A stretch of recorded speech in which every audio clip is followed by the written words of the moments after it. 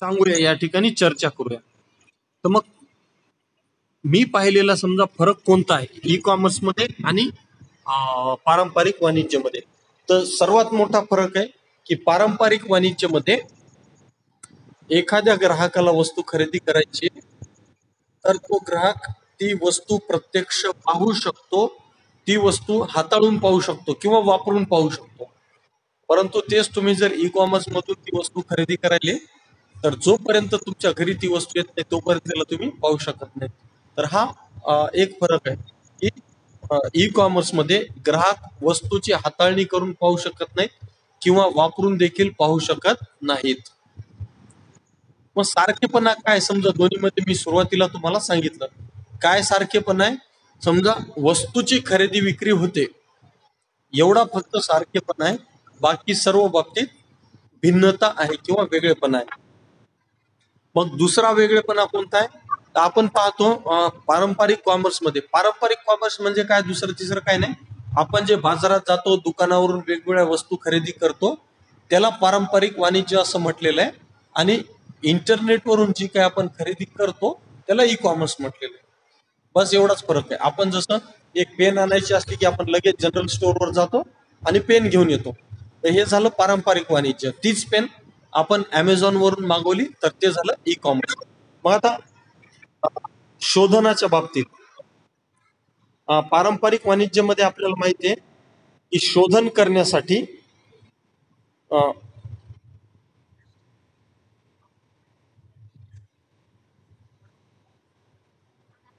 माझं नाव लिहिले क्या. तर पारंपरिक वाणिज्यमध्ये किमती शोधन करण्यासाठी साधारणपणे रोख रक्कमेचा वापर केला जातो. हार्ड कॅश आपण वापरत असतो. कुठं 10 रुपयाची 20 रुपयाची पेन खरेदी केली तर आपण काय म्हणतात त्याला, क्रेडिट कार्ड डेबिट कार्ड वापरत नाही, 20 रुपये त्याला नगदी देऊन टाकतो. बरोबर आहे. तर परंतु ई कॉमर्स मध्ये आपण पाहतो की वस्तूची खरेदी करत असताना आपण इंटरनेट बँकिंगचा वापर करतो किंवा डेबिट कार्ड किंवा क्रेडिट कार्ड किंवा फोन पे अशा वेगवेगळे जे असे वेगवेगळे जे ऑनलाईन पेमेंट मॉडेल आहेत, त्या ऑनलाईन पेमेंट मॉडेल्सचा आपण वापर करत असतो ऑनलाईन कॉमर्स मध्ये. ठीक आहे. त्यानंतर ओके, केला आवाज बंद बरं का.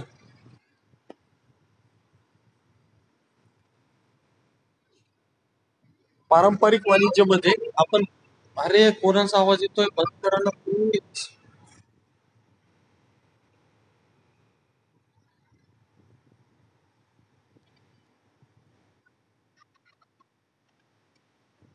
सावके, दीपाली सावके, तुमचा आवाज बंद करा बरं. दीपाली सावके,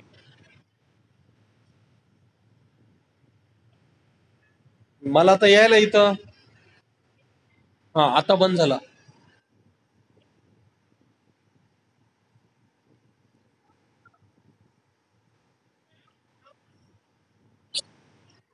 कोणाचा आवाज आहे की बंद होत नाही, जाऊ द्या तिकडं. हा, तर मी बोलत होतो डिफरन्सचा तिसरा मुद्दा माझ्या समोर होता. मे बी या पुस्तकात असेल नसेल काय मला माहित नाही, माझ्या बोलण्यामध्ये मात्र यायलाय. तर आपण पारंपरिक वाणिज्यमध्ये म्हणजे बाजारात जाऊन जर वस्तू खरेदी करून आणायची असेल आपल्याला, तर आपल्याला ठराविक वेळेलाच बाजारामध्ये जावं लागते. आपण कोणत्याही टाइमला जाऊन नाही खरेदी करू शकत. जे ठरलेला वेळ सकाळी 9 ते संध्याकाळी 7 पर्यंत तेवढ्याच वेळात. परंतु जे ई कॉमर्स आहे ते ई कॉमर्स व्हर्च्युअल स्टोअर असल्यामुळं, म्हणजे वेबसाईटवर चालणारं दुकान असल्यामुळं दिवसाच्या कोणत्याही वेळेला आपण वस्तू खरेदीचा आदेश देऊ शकतो. कधी तुम्हाला वाटलं 8 वाजता, 10 वाजता, 12 वाजता, ठीक आहे, तर आपण कधी वस्तू खरेदीचा आदेश देऊ शकतो. पारंपरिक वाणिज्यमध्ये तसं नसते. तुम्हाला त्या दुकानदारांचा जो ठरलेला वेळ आहे त्याच वेळामध्ये जाऊन वस्तूची खरेदी करावी लागते. ओके, येतच राहिले, थोडा वेळ लागतोय मला सांगताना, कारण मध्ये मध्ये डिस्टर्ब व्हायला लोक येत आहेत. तर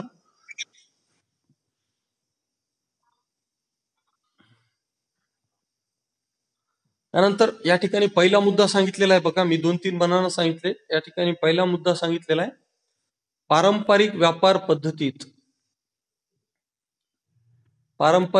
पद्धतीत व्यापारी क्रिया पूर्ण होण्यासाठी बरेचदा काही दिवसांचा कालावधी लागतो, तर ई वाणिज्यमध्ये या क्रिया पूर्ण होण्यासाठी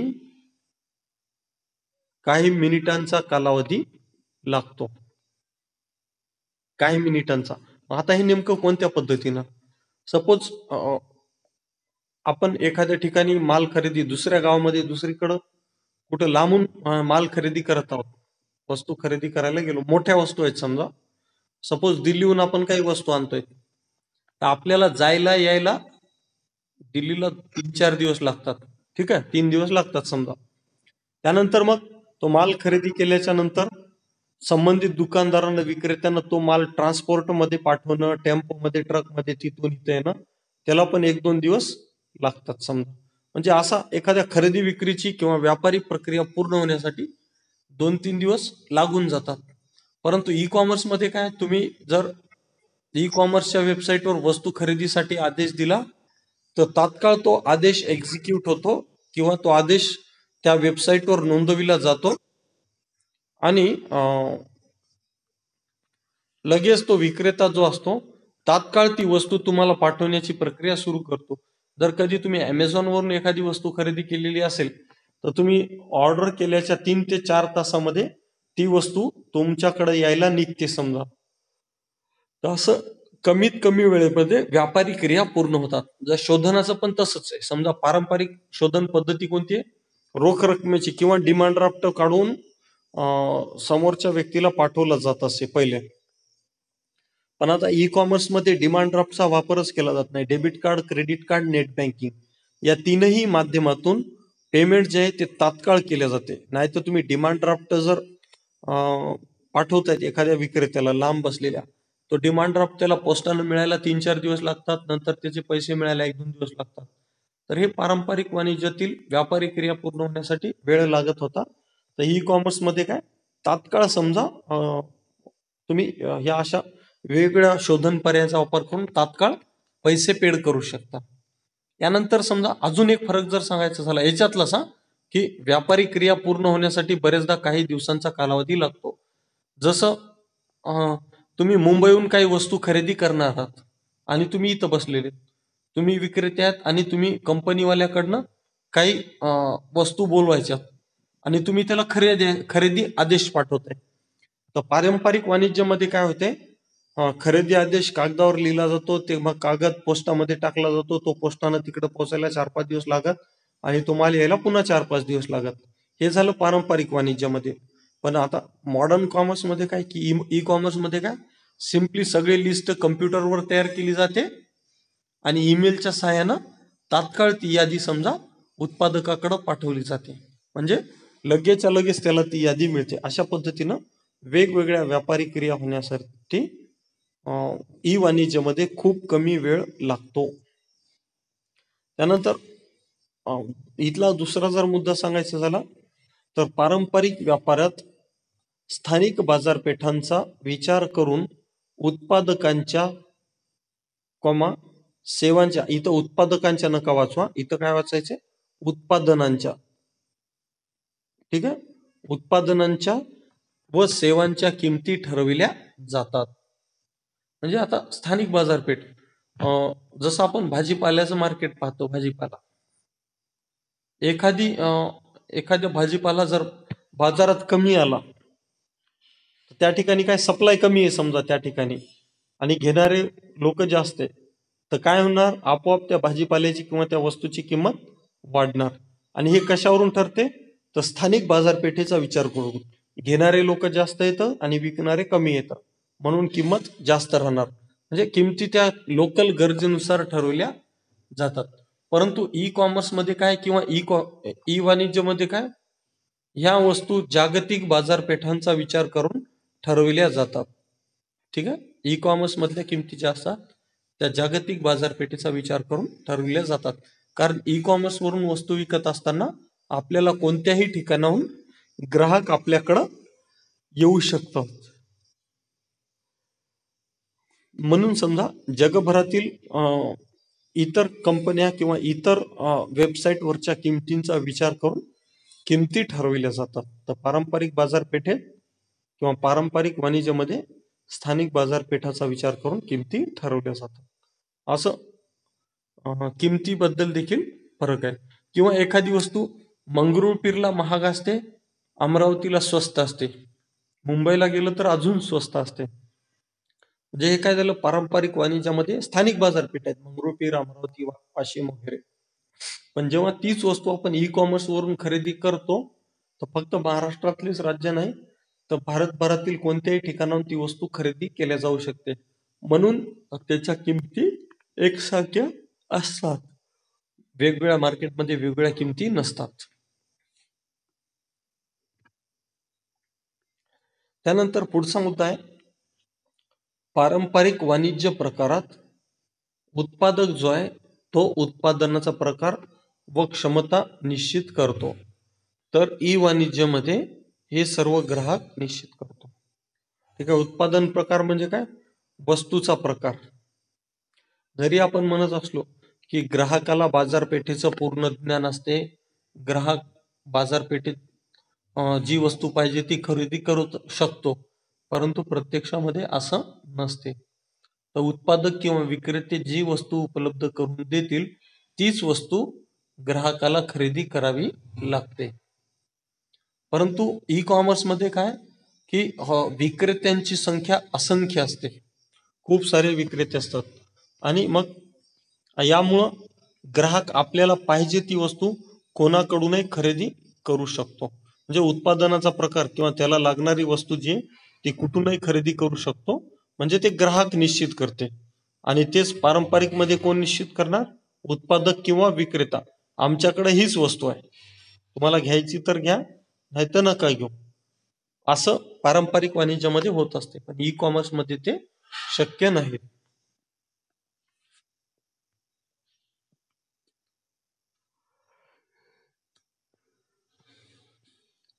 पारंपरिक नेक्स्ट पॉइंट आहे, पारंपरिक व्यापारात विक्रेत्याकडून उपलब्ध करून दिलेल्या सेवा ह्या काही विशिष्ट वेळेपर्यंतच उपलब्ध करून दिल्या जातात. ठीक आहे. जसे आठवड्यातील सोमवार ते शनिवार या दिवशी, आणि तेही सकाळी 9 ते रात्री 8 वाजेपर्यंत. ठीक आहे. आणि बऱ्याच वेळा रविवारला सेवा उपलब्ध करून दिल्या जात नाहीत.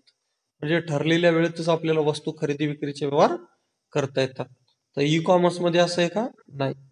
दिवसाचे 24 तास केव्हा पण आपण खरेदी करू शकतो, विक्री देखील करू शकतो. 24/7 ई कॉमर्स सुरू असते.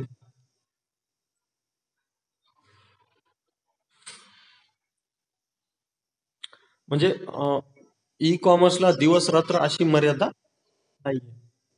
त्यानंतर अजून एक मुद्दा सांगतो, भौगोलिक किंवा राजकीय मर्यादेचा. तर ई कॉमर्स मध्ये काय होते, एक विक्रेता, समजा तुम्ही ई कॉमर्स मार्फत वस्तूंची विक्री करत आहात आणि मंगरुळपीर मधून तुम्ही विक्री करायला, तर तुम्ही इंटरनेटवर उपलब्ध असल्यामुळे संपूर्ण भारतातून कोणताही ग्राहक तुम्हाला खरेदी आदेश देऊ शकतो आणि तुम्ही त्याला ती वस्तू पाठवू शकता. परंतु पारंपरिक वाणिज्यामध्ये मात्र भौगोलिक मर्यादा असतात.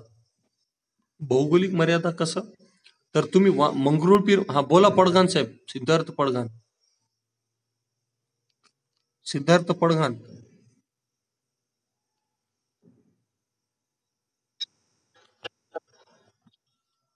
काय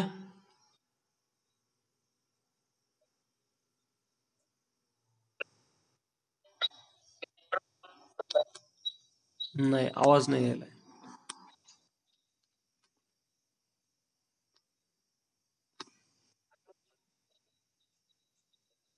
बोल ना, बोल ना, मी ऐकतोय.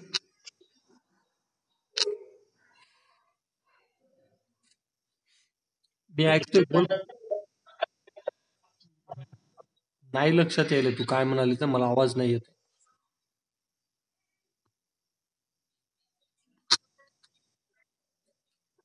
हं. तर भौगोलिक मर्यादांच्या बाबत बोलत होतो मी.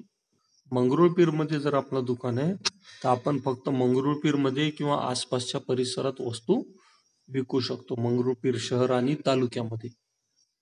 पण ई कॉमर्स मध्ये असं आहे का, तुम्ही मंगरुळपीर मध्ये तुमचं दुकान असू द्या, ई कॉमर्स नाही तर अजून कुठं पण असू द्या, तुम्ही संपूर्ण भारतामध्ये वस्तू विकू शकता. त्याला कुठल्याही भौगोलिक मर्यादा नसतात. त्यानंतर या ठिकाणी नेक्स्ट पॉइंट आहे बघा, पारंपरिक व्यापारामध्ये दुकानाची जागा, वैयक्तिक ग्राहक संबंध यावर समजा भर असते किंवा या बाबींवर तुमच्या व्यवसायाचं यश अवलंबून असते. म्हणजे तुमचे उत्पादनं कशी आहेत हे तर आहेच, ऑब्व्हियसली तुमची वस्तू क्वालिटीची आहे का नाही याच्यावर तर डिपेंड असतेच. पण त्यासोबतच तुम्ही जर लांब गावापासून लांब जर दुकान सुरू केलं तर कोणीच कस्टमर येणार नाही. यामुळे दुकानाची जागा ही फुल मार्केटमध्ये असली पाहिजे. त्यानंतर तुमचे लोकांसोबत संबंध कसे आहेत याच्यावर देखील पारंपरिक व्यवसायाचं यश डिपेंड करते. तर ई कॉमर्स मध्ये समजा प्रत्यक्ष ग्राहक संबंधावर भर न देता तुम्ही किती चांगली ग्राहकांना माहिती प्रोव्हाइड करता ऑनलाईन प्लॅटफॉर्मवरून किंवा तुमच्या वेबसाईटच्या माध्यमातून, त्यावर समजा व्यवसायाचं यश उपलब्ध असते. तर नंतर 6वा मुद्दा आहे, पारंपरिक वाणिज्यामध्ये माहिती तंत्रज्ञानाचा तसेच इलेक्ट्रॉनिक संभाषण तंत्रज्ञानाचा म्हणजे ICT, electronic communication technology, ICT म्हणतात याला, याचा कुठेही उपयोग करून घेतला जात नाही. म्हणजे पारंपरिक दुकानदारीमध्ये ना कोणी कम्प्युटर वापरते, ना डेबिट कार्ड वापरते, ATM कार्ड वापरते, काहीच वापरत नाही. म्हणजे बिझनेस सरळ सरळ पारंपरिक पद्धतीनं चालवला जातो, माहिती तंत्रज्ञानाचा वापर होत नाही. परंतु ई वाणिज्यमध्ये मात्र माहिती तंत्रज्ञान, संगणक, इंटरनेट याच्याशिवाय कुठलंही काम पूर्ण होत नाही, असा डायरेक्ट फरक आहे. आणि जर तुमचं इंटरनेट चालू नसेल तर तुम्ही ऑनलाईन वस्तू विकू शकत नाहीत. म्हणजे सर्व काही इंटरनेटच्या माध्यमातूनच कामकाज चालते आणि पारंपरिक मध्ये असं काही आवश्यकता नाही की तुमच्याकडं इंटरनेट सेवा किंवा माहिती तंत्रज्ञान उपलब्ध असावं असं. त्यानंतर 7th पॉइंट आहे बघा या ठिकाणी, पारंपरिक वाणिज्यात ग्राहक आणि विक्रेते एकमेकांना प्रत्यक्ष भेटून व्यवहार पूर्ण करतात. आपण दुकानात जाऊन वस्तू खरेदी करून आणतो म्हणजे आपण त्या दुकानदाराला भेट द्यायलो, दुकानदार आपल्याला पाहते, आपण त्याला पाहतो, बरोबर आहे. परंतु ई कॉमर्स मध्ये असं होते का, ई कॉमर्स मध्ये सगळेच्या सगळे व्यवहार इंटरनेटच्या व वेबसाईटच्या माध्यमातून होत असल्यामुळं कोणीही कोणाला भेटत नाही. एकमेकांना न भेटता किंवा न ओळखता देखील ई कॉमर्सचे व्यवहार पार पाडले जातात. असा हा पुढचा फरक आहे. सर्व व्यवहार इंटरनेटच्या माध्यमातून होतात, त्यामुळे ई वाणिज्य क्रियेत ग्राहक आणि विक्रेते एकमेकांना ओळखत देखील नसतात, दोघांच्याही विश्वासावर व्यवहार होत असतात. म्हणजे ऑब्व्हियसली विश्वास असतो ई कॉमर्स मध्ये.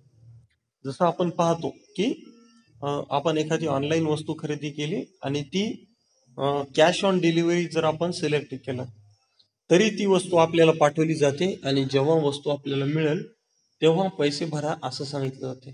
म्हणजे काय, या ठिकाणी कंपनी ग्राहकावर विश्वास करते, ठीक आहे, फक्त विश्वासावर व्यवहार होतात. किंवा आपण काही वस्तू खरेदी करताना प्रीपेड पेमेंट करतो, म्हणजे वस्तू निघायच्या आधीच पैसे पेड करतो. या ठिकाणी काय, आपल्यालाही विश्वास असतो की आपले पैसे जर आपण ऑनलाईन अगोदरच भरून टाकले तरी ते पैसे डुबणारे नसतात. एकतर वस्तू आपल्याला मिळतेच आणि वस्तू नाही मिळाली तर आपले पैसे आपल्याला परत मिळतात. या पद्धतीनं ऑनलाईन पद्धतीनं डेव्हलप झालेला विश्वास हा विक्रेते ग्राहकांवर आणि ग्राहक विक्रेत्यांवर ठेवत असतात. परंतु पारंपरिक वाणिज्यामध्ये तसं होत नाही.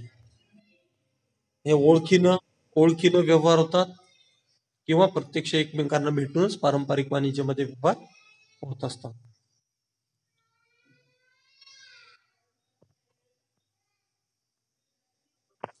8वा मुद्दा पाहूया आपण. पारंपरिक वाणिज्यामध्ये व्यवहारांचे शोधन हे नगदी स्वरूपात किंवा धनादेशाने केले जाते. हे मी मुद्दा अगोदर सांगितला. नगदी स्वरूपात धनादेशाने किंवा डिमांड ड्राफ्टद्वारे केलं जाते. तर आधुनिक व्यापारामध्ये काय, जे वेगवेगळे इलेक्ट्रॉनिक साधनं आहेत त्यांचा वापर केला जाते किमतींचे शोधन करण्यासाठी. हे असे 8-10 फरक आहेत बघा पुस्तकात दिलेले काय, आणि 1-2 समजा मी माझ्या मनानं सांगितलेले आहेत. तुम्हाला जर काय आठवत असतील अजून तर तुम्ही रेज हँड करा. 1-2 मिनिटं आपण थांबू. जर कोणाला काही विचारायचं असेल तर विचारू शकता.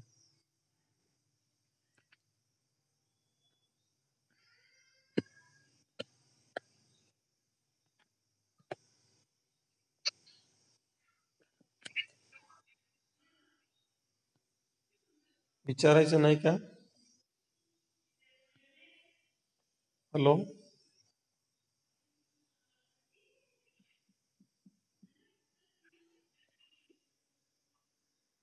आहे का? प्रशांत कर्वे लाईव्ह आहे का?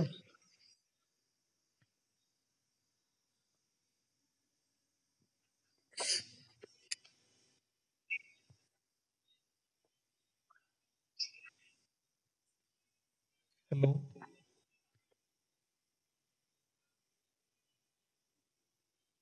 आहेत बस आहेत. ठीक आहे.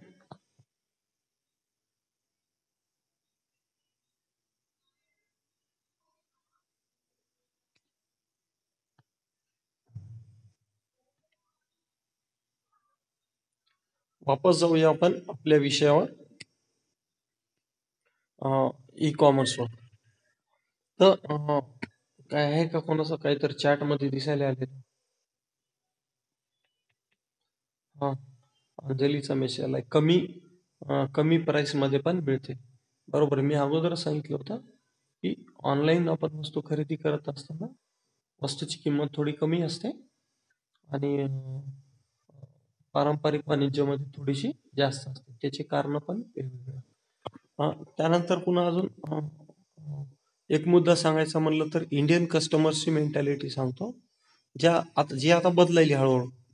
तर भारतीय ग्राहकांना काय, एखादी वस्तू प्रत्यक्ष पाहिल्याशिवाय, ती वस्तू हाताळून पाहिल्याशिवाय खरेदीची इच्छा होत नाही, म्हणजे त्यांचं समाधान होत नाही. तर पारंपरिक वाणिज्यामध्ये ते वस्तू पाहू शकतात. जसं आपण टीव्ही खरेदी करायला गेलो दुकानामध्ये, की आपण काय करतो, दुकानदाराला सगळ्या टीव्ही ज्या आहेत त्या चालू करायला सांगतो. कोणाचा आवाज कमी, कोणाचा आवाज मोठा, ही सगळी आपण टेस्टिंग करून घेतो अगोदर. ठीक आहे. परंतु म्हणजे त्याचा रिमोट कसा काम करते, त्याच्यात फंक्शन कोणते, सगळं आपण विचारून घेतो. परंतु ई कॉमर्स मध्ये काय असं काय पॉसिबल आहे का? तर असं काही पॉसिबल नसतं ई कॉमर्स मध्ये. फक्त आपण आदेश द्यायचा असतो, वस्तू आपल्या घरी येऊन जाते.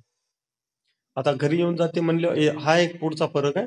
जसं मी सांगितलं होतं की व्यवसाय म्हणजे दुकान किंवा बाजारपेठ जितका वेळ चालू आहे तेवढ्याच वेळेत आपण वस्तूची खरेदी करून आणू शकतो. आणि ई कॉमर्स मध्ये 24/7 कधी आपण वस्तू खरेदीचा आदेश देऊ शकतो. तर आता याच्या अनुषंगानं पुढचा मुद्दा आहे, पारंपरिक वाणिज्यामध्ये वस्तू खरेदी केल्यानंतर त्या वस्तूच्या वाहतुकीचा खर्च, म्हणजे दुकानापासून ते आपल्या घरापर्यंत वस्तूच्या वाहतुकीचा खर्च ग्राहकाला स्वतः करावा लागतो. परंतु ई वाणिज्यमध्ये काय असते, घरपोच आणि फ्री डिलिव्हरी असते. म्हणजे पारंपरिक वाणिज्यामध्ये वस्तू स्वतः वाहून न्यावी लागते ग्राहकाला. तर ई कॉमर्स मध्ये मात्र विक्रेत्याद्वारे संबंधित वस्तू ग्राहकाला घरपोच सुरक्षितरित्या पाठवली जाते. बरोबर आहे. हा एक फरक आहे. त्यानंतर अजून एक फरक सांगायचं झाला म्हटलं तर वस्तूची दुरुस्ती आणि बदली बाबत. पारंपरिक वाणिज्यामध्ये आपण पाहतो, बऱ्याच दुकानांमध्ये लिहिलेलं असते की एकदा विकलेला माल परत घेतला जाणार नाही. वास्तविक पाहता हे संपूर्णतः चुकीचं आहे. प्रत्येक दुकानात जे बोर्ड दिसतो ना की एकदा विकलेला माल परत घेतला जाणार नाही किंवा बदलून देखील मिळणार नाही, तर हे कायद्याला धरून नाहीच आहे. कायदा काय सांगतो, आता गेल्या वर्षी त्या कायद्यामध्ये काही दुरुस्त्या करण्यात आल्या. जुना कायदा होता ग्राहकांचा 1986 चा, ग्राहक संरक्षण अधिनियम 1986. तर त्या कायद्यानुसार असं म्हणता येत नाही की वस्तू बदलून मिळणार नाही किंवा वापस घेतली जाणार नाही. हे पारंपरिक वाणिज्यामध्ये होते, म्हणजे एखाद्या वेळेस ग्राहकाची काय फसवणूक होऊ शकते किंवा ग्राहक लुटल्या जाऊ शकतो पारंपरिक वाणिज्यामध्ये. तर आपण जर ई कॉमर्स मध्ये पाहिलं तर ग्राहकानं वस्तू खरेदी केलेली आहे आणि ती ग्राहकाला वस्तू आवडली नाही किंवा योग्य त्या दर्जाची नाही, क्वालिटीची नाही आहे, म्हणून त्या ग्राहकाला तर ती वस्तू पाहिजे नाही. तर तो काय करतो, आपण काय करतो, सरळ सरळ ती वस्तू कंपनीला किंवा त्या विक्रेत्याला वापस पाठवून देतो. परंतु पारंपरिक वाणिज्यामध्ये असं शक्य, प्रत्येक वेळेसच असं शक्य होत नाही. दुकानदार डायरेक्ट सांगतात आम्ही विकलेला माल परत घेत नाहीत, म्हणजे या ठिकाणी ग्राहकांची फसवणूक होते. तर ई कॉमर्स मध्ये आपल्याला पाहिजे तेव्हा आपण वस्तू परत पाठवू शकतो. पाहिजे तेव्हा म्हणजे आता कंपन्यांनी बऱ्याचशा वस्तूवर रिटर्न सुविधा काय काय लिमिटेड वस्तूंवर बंद केलेली आहे. काही वस्तूंकरिता 8 दिवस असतो रिटर्न पिरियड, काही वस्तूंकरिता 1 महिन्याचा असतो रिटर्न कालावधी. ठीक आहे, तर या कालावधीमध्ये वस्तू आपण परत पाठवून पैसे देखील आपले आपले मिळवू शकतो ई कॉमर्स मार्फत. त्यानंतर अजून काही तुमच्याकडनं?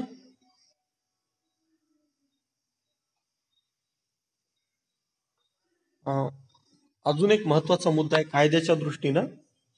पारंपरिक वाणिज्यामध्ये होणाऱ्या व्यवहारांवर प्रामाणिकपणे शासकीय कर भरले जात नाहीत.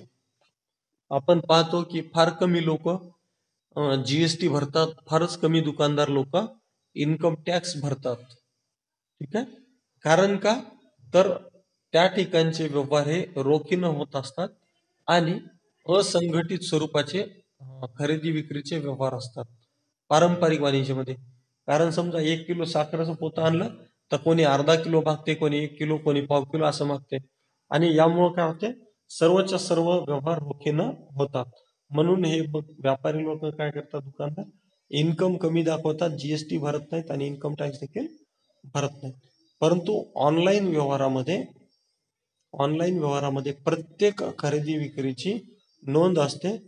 त्यावर लागणारे जे वेगवेगळे कर आहेत त्या करांची नोंद देखील इनव्हॉइस मध्ये करून ठेवलेली असते. बिल तयार होते ग्राहकासाठी, ते बिल कायम इंटरनेटवर सेव्ह असते त्या वेबसाईटवर. ठीक आहे, तर मग असं सर्व काही लिखित स्वरूपात आर्थिक व्यवहार होत असल्यामुळं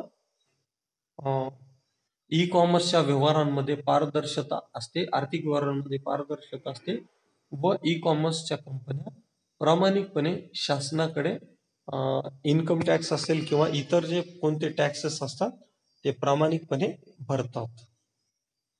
यानंतर ग्राहकाच्या दृष्टीनं बी जर फायदा सांगायचा झाला, पारंपरिक वाणिज्यामध्ये फारच कमी वेळेस ग्राहकांना वस्तू खरेदीचे पक्के बिल दिले जाते, म्हणजे खरं बिल देतच नाही आपल्याला.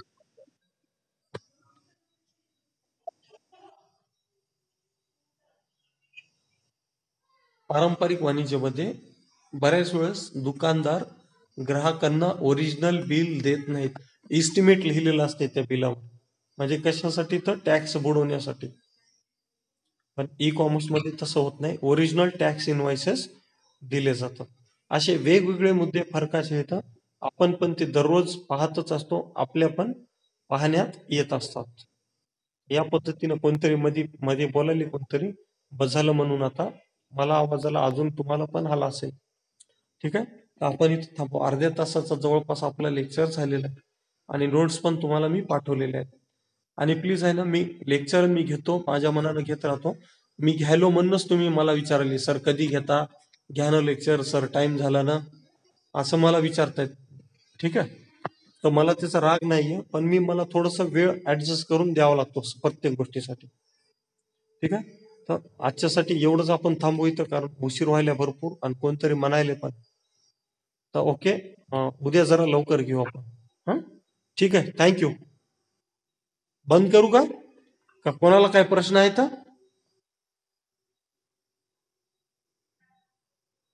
ठीक आहे, ओके, थँक्यू.